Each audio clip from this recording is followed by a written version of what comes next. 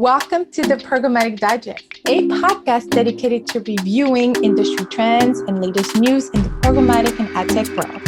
I'm Ellen Parker, your host and Chief Programmatic Sensei of Ellen Parker Consulting, where we offer one-on-one coaching or a 6-month training and development program in programmatic media to fit you and your team's needs. So thank you for joining us. Remember to subscribe right below and enjoy the show. All right. Welcome, everybody, and welcome, Kerel and Erik, to the Programmatic Digest podcast. How are you guys doing? Doing great. Thanks for having us.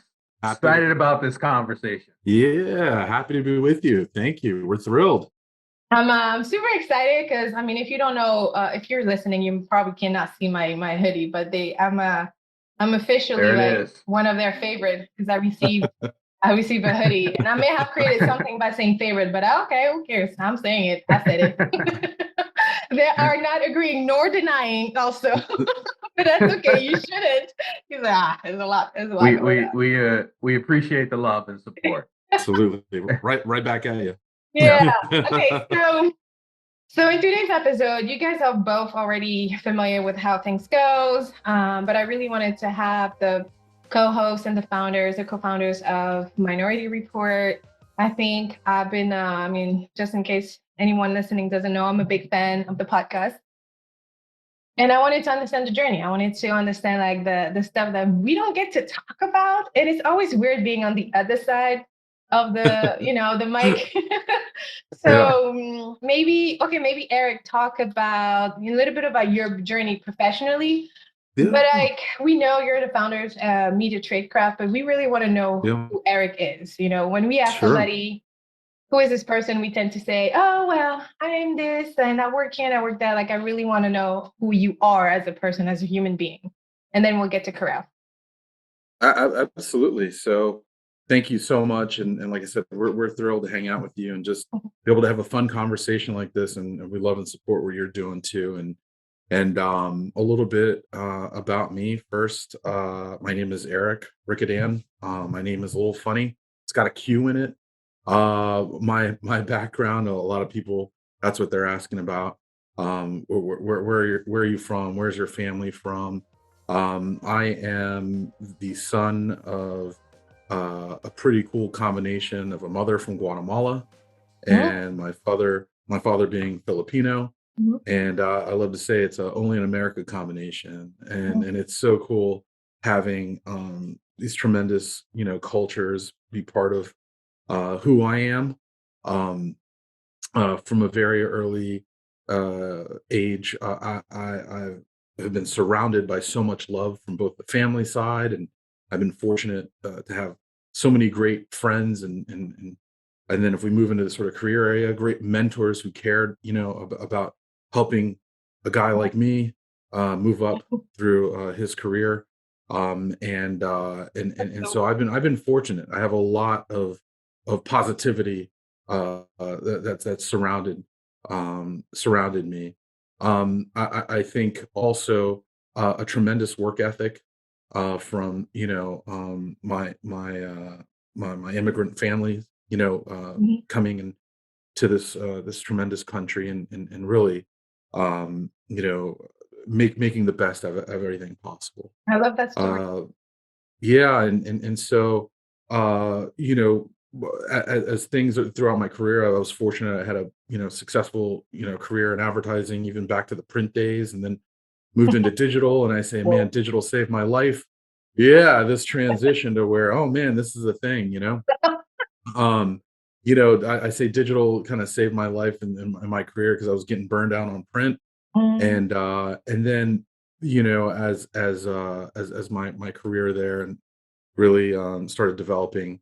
I was fortunate to meet Kerel, and the reason we started the podcast is things started looking different, and I'll let Kerel tell that part of the story. But as I said, there was a time 3 years ago where having discussions like we have now and having tremendous guests and now even storytellers and sort of mentors that are telling their experiences, Yeah. was not a thing.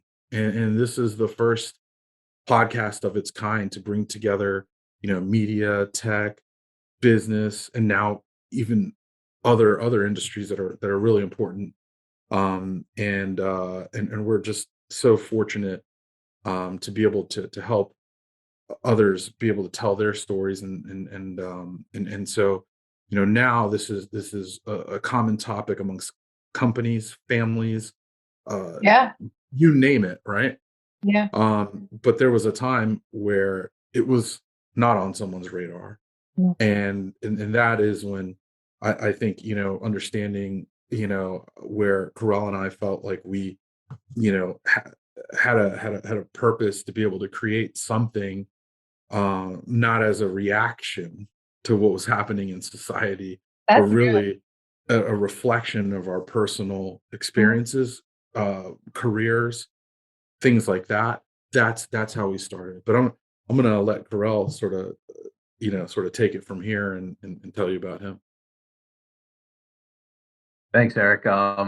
Yeah, I guess the best way I would describe myself is sort of how I describe myself on social media platforms, which is father, husband, son, CMO at Live Intent, and co-founder and co-host of Minority Report podcast. Father to two wonderful daughters, 13-year-old and 4-year-old girls. Um, Husband, been married for 18 years now, Nice. and son to two Black American parents. My dad and his family are from South Carolina, and my mom and her family are originally from Mississippi. Oh, And so, my family background, my roots are deep in the South. Even though I'm born and raised in Jersey, I'm like the only family member that's from up north. All my cousins, aunts, and good. uncles are from the South, and career wise, I've been in the ad tech and martech space for 21 years now. I've been in the CMO at Live Intent for a little over a year, although I've been leading all of marketing at Live Intent for 3+ years now as well too. And like Eric said, we've both been in this space in our industry for quite some time. We met years ago. I don't even remember exactly when we met, Eric. We just I was going started. to ask about the meeting story. I yeah, That's like the juicy I part. yeah, no, I think it just like we just kept seeing each other at events, Right. whether it was like meetups or conferences or whatever. And usually would be two of the only men of color in the room, Yeah. and would just sort of give each other the nod and say hello to each other. And Universal, yeah. yeah. And Oh, we that's kind of understand how. that. Absolutely, and that's kind of how we got to know each other and developed our relationship. And I think it was probably March or April of 2018. I remember this. I was leaving the Live Intent office on my way home, Mhm. and Eric called me up on the phone. And this was actually right after he had visited the Live Intent offices and Mhm. recorded a podcast with me at Live Intent. So he knew I was kind of in the That's right. podcasting a little bit there. And he says, Carell, like I have this idea. I feel like we go to events, we see each other all the time. We see less of us on stage, meaning people that look like us on Right. stage and representing us. And coming up in the space, both you and I have talked about not really having many people that look like us that we could point to as like examples, right? There have been a few, so I don't want to say Yeah. there hasn't been any, but Right. there's been a few. And he's like, I want to create a platform where we give people the space to sort of tell their story. And immediately I told Eric, I was like, I love the idea, and I just thought it was like he was just looking for my opinion. And I was just gonna tell him, yeah, I love the idea. I'm getting on the train. I'll talk to you later. But he was like, no, I got one more question for you. And I was like, what's up? He's like, I want you to do it with me. Like I need a partner in this. And I was like, yeah, I'm all in. And I think literally after just a couple of more conversations he and I had, we decided that podcasting was the right direction for us to go in, Mhm. and came up with the name Minority Report Podcast. And took off from there. Had our first guest on, which is Steph Laser, who's at News Corp. She was our first guest that we had on in May of 2018, and literally we got together in a conference room, opened a couple bottles of beer, and hit the record button and started talking. And Wow. over 3 years later, over 120 plus episodes later, we continue on that mission of highlighting people of color, women, LGBTQ plus leaders across business, media, and technology. And it's Yes. really turned into something that I don't know if either of us realized what we were sort of getting into, but looking back on it, it was one of the best decisions that I think both of us made. I mean, it's a fascinating journey because it used to be what, twice a month, and then it became weekly, right? If I remember Yeah. already. It was Yeah. twice a month, and that was Okay. prior to the pandemic, right? Mhm. And it was interesting because I live in Jersey. Eric is down in the DC, Virginia area, Mhm. and we would do it twice a month because I knew Eric was coming to New York. We wanted to be in person. We wanted to record with the guests in person. And so that's why it was sort of twice a month.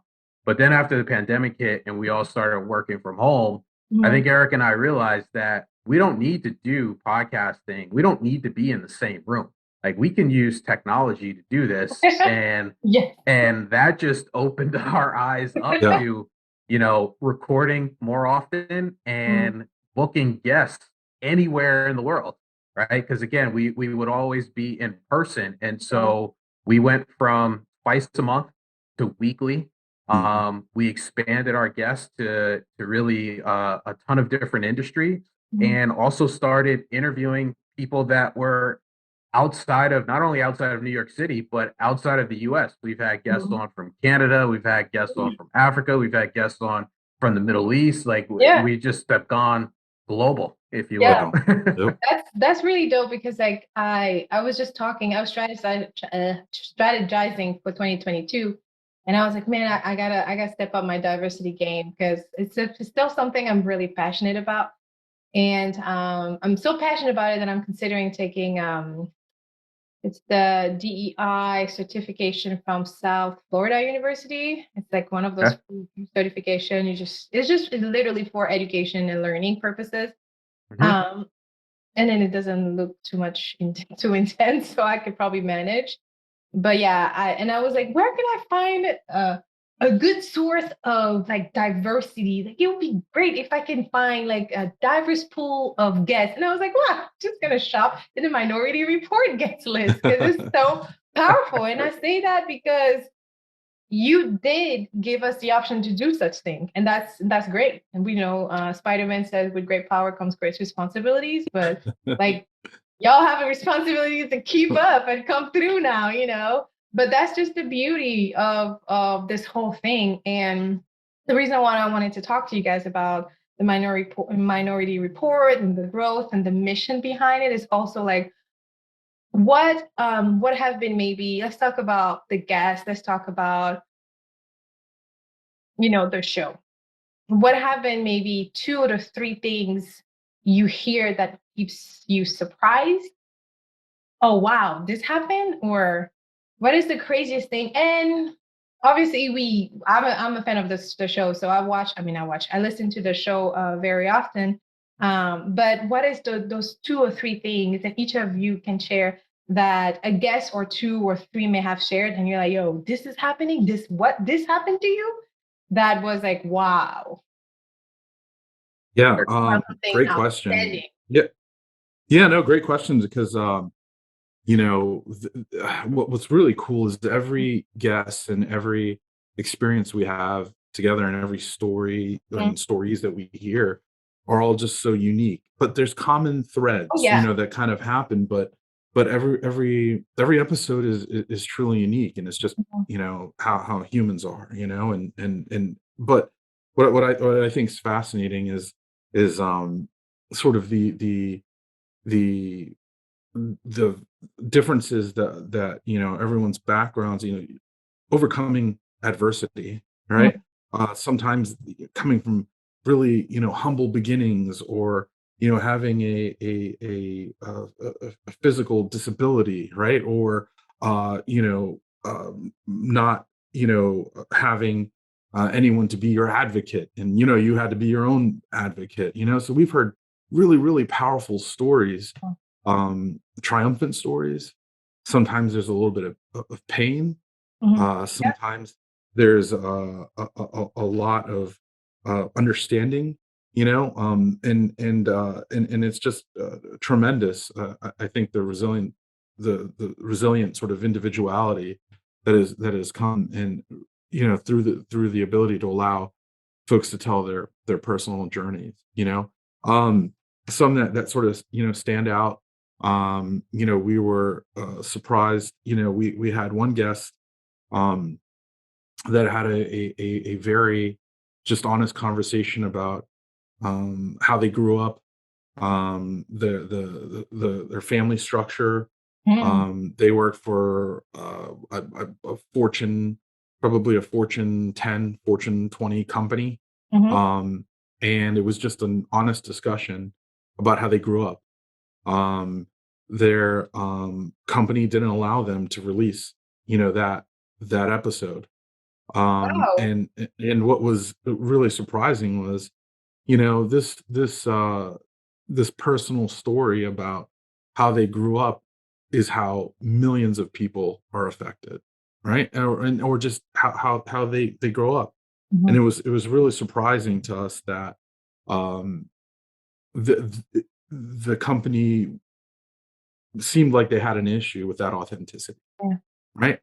And that part to us was like a surprising moment where somebody couldn't even talk about, you Their know, life.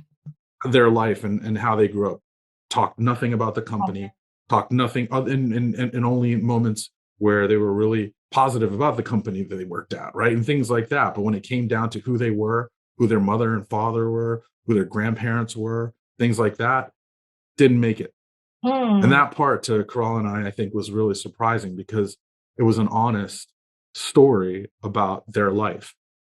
And just imagine, they couldn't even, have that story told. And I think that sticks, with us all the time when we sort of think about that. And then, that's kind of like sort of a sadder side of a story. And then we've had tremendous stories. I think about a recent Paralympian that we just like interviewed, and it was tremendous. Her story of overcoming so much, and so we have a lot in the catalog there, that I think are just powerful stories for others to hear, that none of us ever had an opportunity to sort of hear from. And on top of that, I love how Carell always, sometimes we'll have an episode and he'll say like, "Man, we kind of knew somebody, but then also we learned a whole lot more that we Yeah, yeah, never yeah, even yeah. knew about somebody that we've known For maybe sure. for 5 years, 10 years." So, Yeah. those are some that come to mind for me. So, but Carell? Yeah, no, I think what you just said there at the end, Eric, is the number one reason why I enjoy doing this podcast. I mean, there's the storytelling aspect of it, but also just getting to know someone, like really getting to know the person, right? I think in our industry and many industries out there, we spend so much time, knowing the person by their title and the company they work for, but that's not really the complete person. And a podcast gives us an opportunity to talk about someone's family background and upbringing, to understand their career journey and how they got to the position they're in today and why they love doing the work that they do, Yeah. to talk about experiences of discrimination or harassment, and we've had a ton of those stories told on the podcast, from people being harassed to microaggressions to we had one guest who family was a refugee at one point in his life as well too, and made Mhm. it here and now runs his own business, right? And so you know the people on our podcast sort of taking their experiences, positive and negative, Mhm. And those experiences shape who they are today, and able to learn from both the positives and the negatives, and to grow as individuals, and lead and run companies. And I think that is really what I love most about, the podcast and the work that we do on the podcast. Fascinating. Let me ask you this. You don't have to share a name or the company name, but Erik, for the guests that you're referring, are they still working for that company? That part I don't know. Okay. But That's I mean, good. yeah, no, but I think, well, we, it doesn't really matter who that Right. company is now, but I think what matters and is okay to talk about Mhm. is, what wasn't okay to sort of talk about, I guess, in the company's eyes. And I think this is important for listeners, and you have a great audience, to hear this. It's an area that it seems like, there's tremendous attempts to create reform and improve, the way life is, when it comes to, uh, you know, incarceration, when it comes to, figuring out life, after that. And our guests, grew up with their grandparents, right? Yeah. This is not an uncommon thing. This happens all the time, right? Yeah. They had their parents, or parent was incarcerated, Yeah. couldn't be there. This is not an uncommon thing, so, as now, you see the topic of how to, sort of make societal changes, and how, Yeah. whether it's prison reform, or whether it's, entering the workforce, whether, it's all of these things.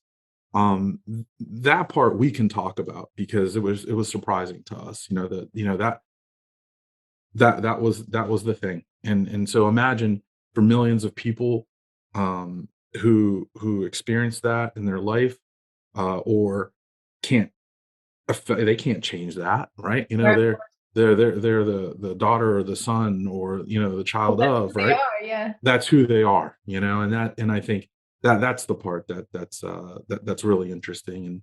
And, for the company, it doesn't even matter who they are, but it's just fascinating with the guest. It was a powerful story, and real, right? And that's exactly what we want, others to learn from. So. Mm. So let's talk about shift a little bit to maybe the podcast management and the operation of the podcast. How do you find guests? Do you have like a process that you screen them, like, oh, are they this and that? Or if somebody's listening and Yeah. they're like, yo, I have a story to tell. How do they how do they are they able to join Minority Report anytime as a guest? So what do you do? Hey, I'm Ellen Parker. What if I tell you for $75 a month, you get to join a community with other fellow programmatic ninjas, successful ones that are looking to grow, ones that are looking to share what they know and learn from others. Would you be interested? And I get to coach you through your transformation, coach you through the skill set that you need to know in order to get what you want to get. Either is that raise, either is that promotion, either is even like a different job, right? So I'm not a recruiter, y'all. I'm not a recruiter. I'm one of you. I've done what you've been doing for at least 10 years, and I'm here to help you. And in the midst of things, some of my friends from the Programmatic Digest podcast, some of those guest hosts get to come. How many times have you listened to any other podcast and say, dang, I wish they could elaborate on this, or I could ask this? Well, you get a chance to do that in the community. Just for $75 a month, we meet weekly, we grow weekly, we learn weekly, we share authentically, just being ourselves. You know what I mean? Like, try the first call on me, DM me, send me information, head over to the programmaticmeetup.com. I know you'll be able to find it anyway. So see you next Friday. Yeah, what's interesting about the process today is, when we were first starting out the podcast, we were reaching out to everyone, every guest that we were having on. It was an outbound. Erik and I were reaching out, and I think some of the criteria that we were using was, you had to be a diverse individual, right? Again, we're trying to highlight people of color, women, LGBTQ plus leaders, right? It had to be someone that was a proven leader as well too. That's really what we were looking for. As the podcast has grown over the years, uh, it's less about the outbounds. Erik and I still have a wish list of guests that we do reach out to Yeah. and are trying to get, but we get many more inbounds now from either the guests that we have on themselves or from the PR agencies that represent guests, or Yeah. either through our partnerships. We've had a few really, really great partnerships this year with American Marketing Association and with AdColor as well. And both organizations have recommended guests from their communities, which we've had on. So it's a combination of those things. And again, the criteria, you got to be from a diverse background. You have to be a proven leader with a good story to tell. And so Erik and I do our research. Yeah. Um, I like what you said about doing your research, and it started outbound and now it's more inbound. And it's a little bit like that with the podcast, the Programmatic Digest podcast. And sometimes I receive information from PR company. I'm like, did you kind of Google my podcast? It has nothing to do with what. And I have to politely say, sure, but please please allow me to explain something. And then I'll say, this is very programmatic media focused. It's not, architectural. I think what's interesting too is with every guest too, even with folks getting in touch and saying, hey, we think we have someone that has a powerful story to tell. There's always a sense of humility that comes along also with this. And I think a difference, because Kerel and I have had to sort of filter through a lot of folks who come at us with an agenda, right? They're like, hey, like I got this and I gotta say it, and this is the point, and this is what I want to hammer on. And you're like, hang on, I don't know if this is the right format for that, right? Because there probably is a place and format for that, but it may not just be this environment, right? And so I think that's an important part too, which was kind of interesting to sort of discover along the way, is that that there's sometimes a force that comes at you that's like, hey, I want these things, and it's under the veil of like, hey, I want to tell you my story, but really it's like a different sort of marketing agenda or something else, right? Right. And we're able to sort of sift through that and recognize it, but yeah, no, that's like an interesting sort of dimension, of it. But yeah, no, it's fascinating as Kerel was talking about, the sort of earlier stages, right? Like what it was like, that there were different periods of time where that was very different, and how we were, and I think also too, to add to that, Erik, right? Like, as long as you are staying, and this goes for really any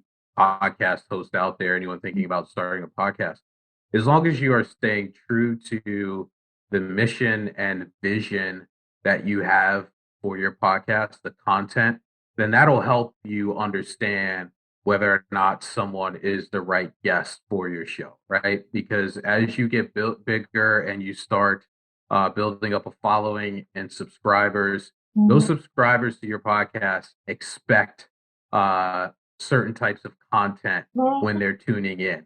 And if you don't meet their expectations, there's a million other podcasts out there, right? And so it's about staying true to why you started the podcast, staying focused on that. And sometimes, saying no to someone who wants to be on your podcast is the right thing to do. Yep. So I hear you say, I think this is a good segue into the next question. I hear you all talking about being authentic, being humble, and also being great. I think, I know that all of the guests that graced the Minority Report podcast have been somewhat form, shape, whatever, of a definition of greatness. So I'll be very, I'm curious to know your own definition of greatness. So Kerel, tell us, what do you consider, what is your definition of greatness?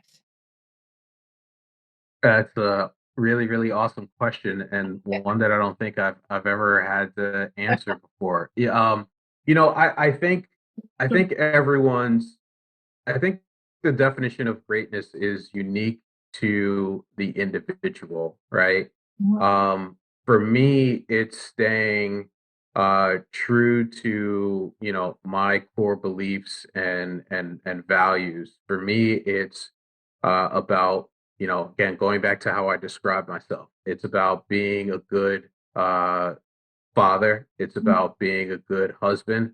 It's about being a good son, and it's about being good at marketing at my job, right? And if I can check those boxes, every day, every week, every month, every year, then that's Yeah. my definition of greatness for me. But great question. You're gonna give me something to ponder now over the break.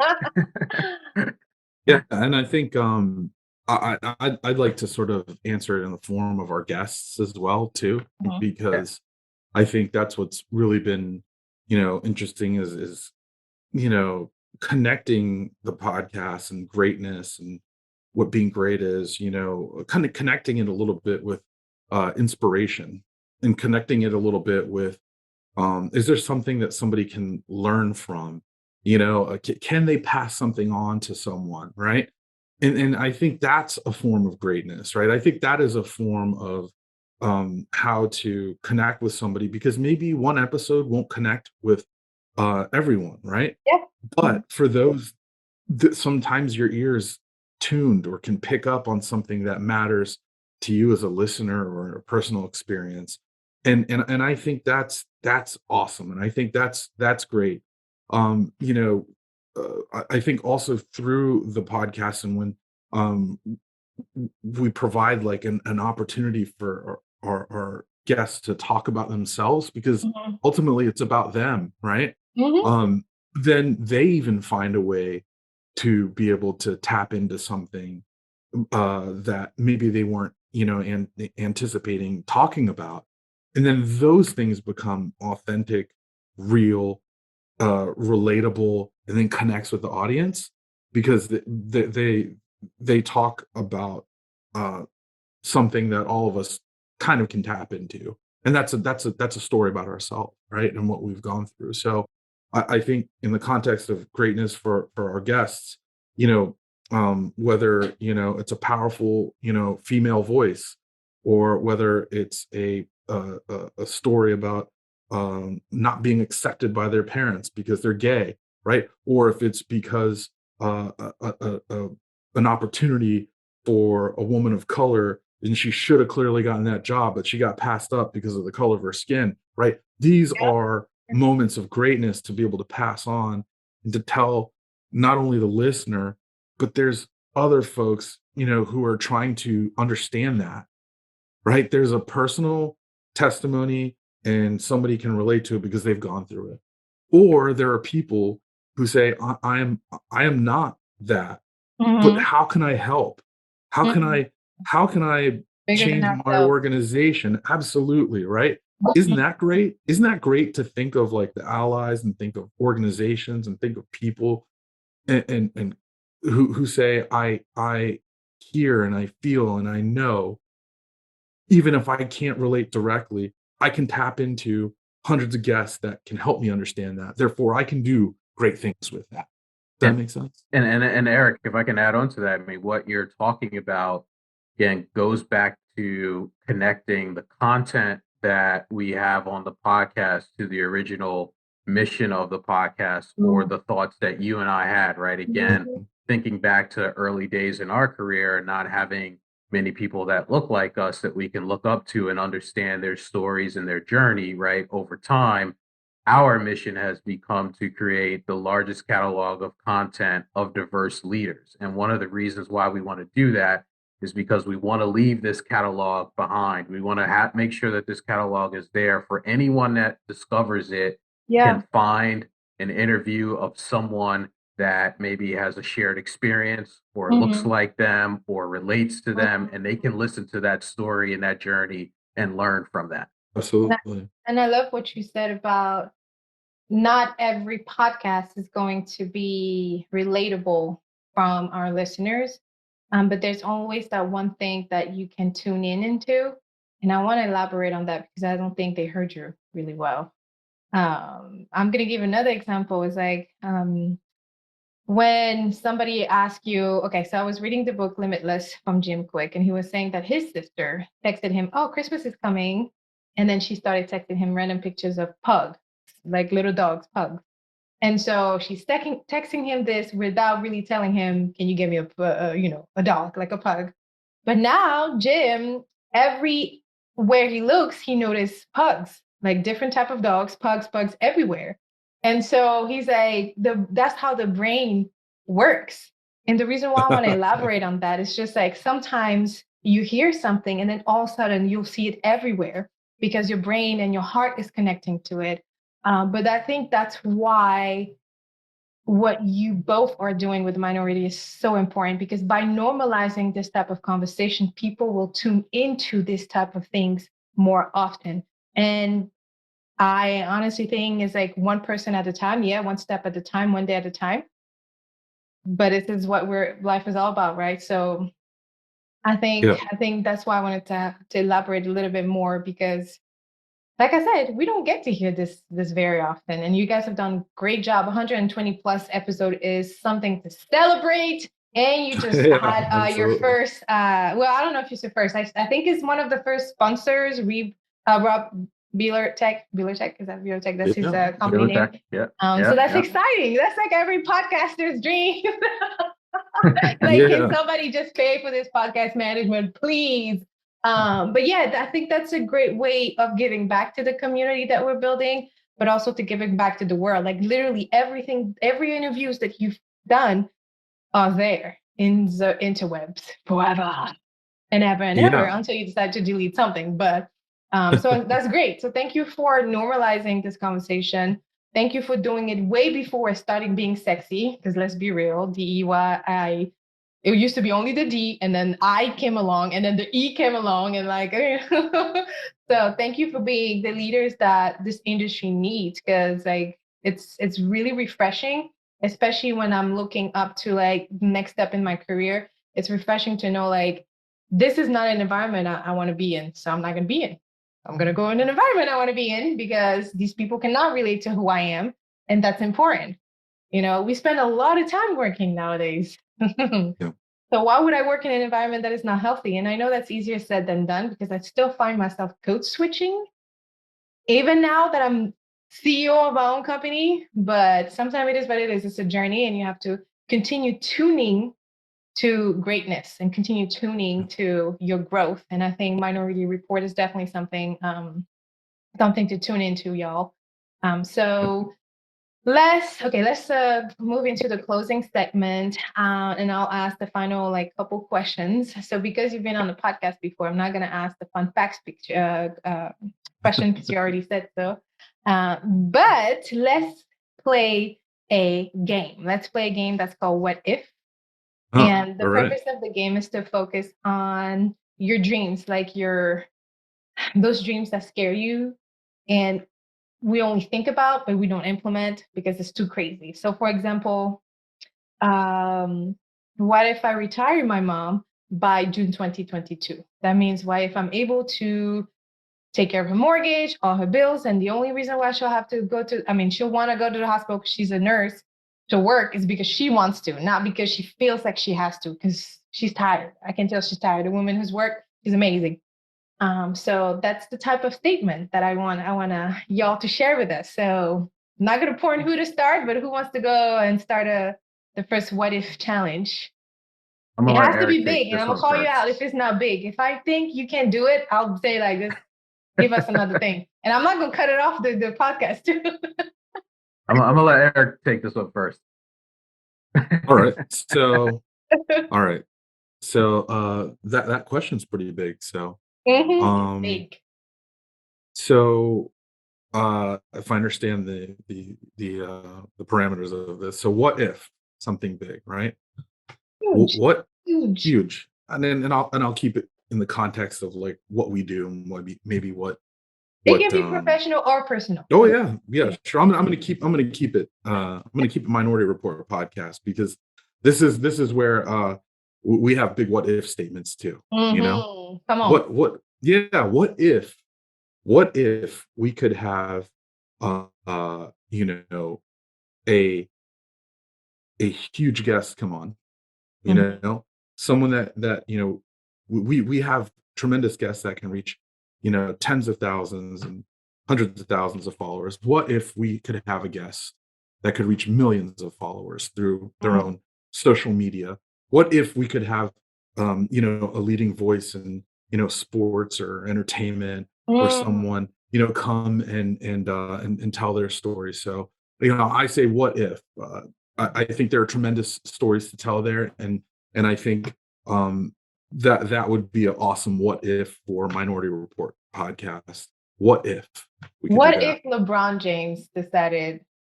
You said LeBron it. James is a guest of the Minority Absolutely. Report by 2022, fall of 2022? That's It's really like aggressive. you took it right out of my head. Took it right there. There There it you is. go. We just gonna throw it out there, you know. That's a great. I love that, Jake. I don't think it's impossible. I got another one. But this, you got another one. I got one. Let me jump in there. Okay, fine. All right, you got it. You can go again after me, but let me jump in now because I'm afraid you might say what I'm about to say. So, what if in 2022 Minority Report podcast had a paid sponsor every month? You know. Yes, And I throw that out there not because Erik and I are trying to get rich off the podcast, because we're not. Erik runs his own business. I'm the CMO of another company. But you know, if the podcast was funded in a way that covered operational costs and allowed us to do more in terms of promotion, then we could grow our subscribers and the message could get to more and more people and impact more and more people from a culture perspective. Yes, that's dumb. That's bomb, but I don't think it's impossible. I don't think he's like it's you know, I need bigger. I think y'all gonna be able to get it by February, honestly. Somebody's gonna hear this podcast and be like, yo, this is I need my brand to be associated with Minority Report. Yeah. And by the way, again, shout out to you know, Beeler Tech, who we have had as a sponsor, and shout out to the great partnerships that we've had this year with American Marketing Association and AdCo and PCH. We've had you know, tremendous organizations, and I think what's kind of fascinating, just sort of if we zoom out a little bit, right? We just zoomed out for a little bit and said, clearly, what we talk about, why we talk about it, is huge within companies, individuals, I'll say families, everywhere, right? But just from, you know, the lens of our industries that we cover and those to be covered, it's still a challenge for some to figure out how to dedicate a budget to that. Just think about that, right? But yeah, this is what we talk about is part of a global discussion, let alone a national topic, right? And there's still some sort of difficulty in being able to have that built in, right? You know, so just think about that for a moment. For anyone who's listening, right?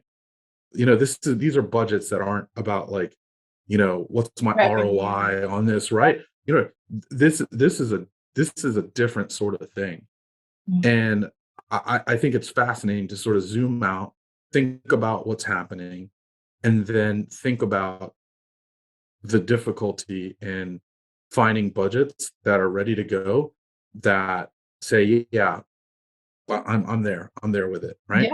So I think it's a fascinating thing to examine, especially when, you know, companies talk about it all the time, right? Like, I want to do this, I want to do that. I think it's important to me, or it's important to us, right? Or this lines up with my values or not with my values, whatever it is, right? There are very few options to dedicate budgets like that Mm-mm. towards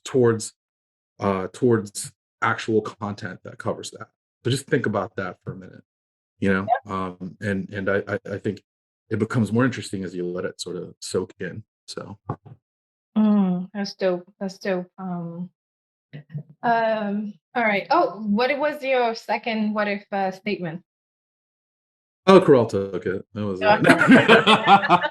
I knew I had to. Okay, I he knew knew I had you to had. jump in. Yeah, I knew I had he to jump in. got it. He got it. He had it. Okay, let's close this amazing conversation with a word of wisdom. What would you tell somebody that's listening that listen, I know, that's going through something, whether they're currently leaders or not? What will be like some word of wisdom and encouragement to leave them with? Yeah, I'm going to jump in first because this is top of mind because it just came from a guest that we had on the podcast where he said, be kind to yourself. And I think that is super important. We have all been home and dealing with the pandemic now for 21 months. And, if many people out there like me, you end up talking to yourself more than you do other people throughout the day. And sometimes you can be in your head a little bit too much, right? And so I think it's important for people to be kind to themselves. Yeah, because we tend to think 85 to 95% of negative stuff as human beings. It doesn't matter. You just wake up and you automatically think 8 to 9 of your 10 thoughts that you thought in your brain. The first thing you think about is negative. So I think being kind to yourself is like a great way to leave us with. All right. Yeah, excellent. I want to again sort of attach it a little bit to what you do a great job of, and what we strive to do and have for the past few years. And I think not if you're compelled to create audio, video, name the medium, podcast, whatever it is, just get started. We and try to do it. Don't worry about how you get off the starting line. So you just heard us talk about how we had an idea. We knew it was good, and it was also it was on us to just get started. And we're so lucky we had a tremendous network, or just folks who were and Steph, thank you to Steph who came on at that time when we were talking about it. Was a lot was around sort of female voices and not seeing women in leadership roles and not having a powerful voice. So that was great. But also what those early stages were being okay starting off imperfect. And I think as a creator of content, then sometimes what holds you back is waiting for things to be perfect before you get going. And so I would encourage anyone, whether it's content like this or anything else, things don't have to be perfect to be awesome and great and wonderful, right? So just get started, and then over time, that's where you work the craft. That's where you develop the ability, and then not only that, you get to work out some of the challenges. And so there's a great little statement, like I said before, things don't have to be perfect to be wonderful or be great. And I think what we do and what you do and what folks who ultimately get off that sort of starting line with that start to work that out. So I'd like to pass that on to someone else. To be kind and just start. Just start and just get started. Get started on whatever you want to get started. It's about implementation. The difference between a successful person and everyone else is just that only thing. They got started and they executed on their vision. Because everybody has $1 million ideas, but only a few of us, maybe top 1% to 4% of us, only execute and finish it. So I love the fact that you said at least you have to get started. And actually, that made me think about my good friend Kelly Holmes. She has a brand that's called the Ugly Brand, and the mission statement is to do it ugly, like do it ugly. I love Nice, it. yeah. Do it ugly. Yeah, it's like do it ugly. Post it like that. And because I befriended her early February this year, there's a lot of things that happens on the podcast, and I'm like, it's gonna have to go live tomorrow. I don't care what happened. It's gonna go live. You're just gonna have to hear Zeus bark in the background. It's okay. It's all good. It's all good. That's right. Yeah. It reminds me of I always love sort of thinking about like David Chang, the well-known restaurateur and chef, and the Ugly Delicious, right? It's like some of the best things that we love food-wise and all that, they're ugly, but they're like delicious, right? And there's so many great things in the imperfections or things not being absolutely right. They work out in the end. So my African cousins listening right now, they're gonna relate to this statement so well. Like we eat the smelliest and the less sexiest food ever, and we kill it. Okay, like we will eat this on a breakfast, snack, lunch, late lunch again, and then dinner and late dinner. The same thing, and it's an interesting concept. But anyway, it's all about perspective, and it's all about actually. Doing it ugly. So thank you so much for dropping by the pod. This was amazing. If anybody wants to reach out to you for the Minority Report, how can they do that? I think the best way is on LinkedIn. Just look us up, Minority Report Podcast. Follow our page on LinkedIn. Our contact information is there. The page is continuing to grow with the number of followers and great conversation. So that's the best place to find us. Yeah. Well, you heard it here first or best, I guess. I don't know. One of them. We don't really it doesn't matter. So thank you so much for coming by. And this is in December. Happy holidays. But it'll go live. Happy holidays. Mid-January to late January, I mean. So thank you again. Thanks, Ellen.